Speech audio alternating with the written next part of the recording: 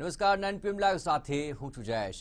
સૌથી મહત્વપૂર્ણ સમાચાર પર સૌપ્રથમ નજર કરીએ તો વડાપ્રધાન નરેન્દ્ર મોદી ફરી એકવાર 22 અને 23મી એપ્રિલે આખરે તેઓ ગુજરાત પ્રવાસે આવવાના। ચૂંટણી પ્રચાર 21 તારીખે પૂર્ણ થશે અને ત્યારબાદ 23 એપ્રિલના રોજ મતદાન કરવા માટે વડાપ્રધાન નરેન્દ્ર મોદી આવવાના છે અને મતદાન બાદ દિલ્હી જવા માટે વડાપ્રધાન રવાના થઈ જશે।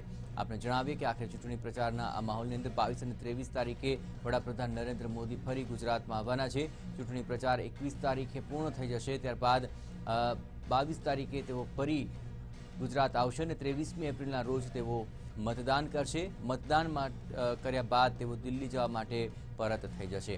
આપણે જણાવીએ કે આખરે ગુજરાતની 2626 બેઠકો અંકે કરવા માટે વડાપ્રધાન નરેન્દ્ર મોદીએ ઝંઝાવાતી ગુજરાતમાં પ્રચાર કર્યો અને ત્યારબાદ 22 તારીખે તેઓ ફરી ગુજરાત આવશે, કારણ કે 23 એપ્રિલના રોજ તેઓ મતદાન કરવા માટે આવી રહ્યા છે અને મતદાન કર્યા બાદ તેઓ દિલ્હી પરત ફરી જશે। તો અત્યારે જે સમાચારો મળી રહ્યા છે તે પ્રમાણે વડાપ્રધાન નરેન્દ્ર મોદી મતદાન માટે ફરી એકવાર ગુજરાત આવવાના છે।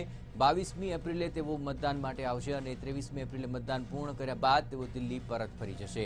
આપણે જણાવીએ કે 23મી એપ્રિલે ગુજરાતની 2626 લોકસભા બેઠકો ઉપર એક સાથે આ ત્રીજા ચરણની અંદર મતદાન થવાનું છે અને એ મતદાનને લઈને જ વડાપ્રધાન નરેન્દ્ર મોદી ગુજરાત આવવાના છે। વધુ વિગતે વાત કરી રહ્યા છે TV9 સંવાદદાતા અનિલ પટેલ। અનિલ, આખરી વડાપ્રધાનની આ યાત્રાનો શું રૂપરેખા રહેશે? ખાસ કરીને બે બાબતો સામે આવી રહી છે કે વડાપ્રધાન 21મી તારીખે એ દિવસમાં આવી શકે છે। પાટણ લોકસભા જે છે તેમાં, કારણ કે 21મી 5 વાગે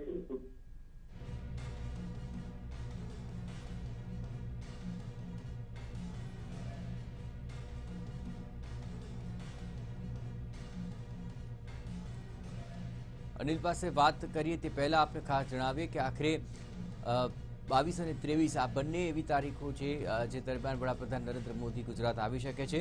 23મીએ ખાસ તેઓ મતદાન કરવા માટે જ ગુજરાત આવી રહ્યા છે। ગુજરાતમાં 23મી એપ્રિલે જે 2626 લોકસભા બેઠકો ઉપર એક સાથે મતદાન થવાનું છે।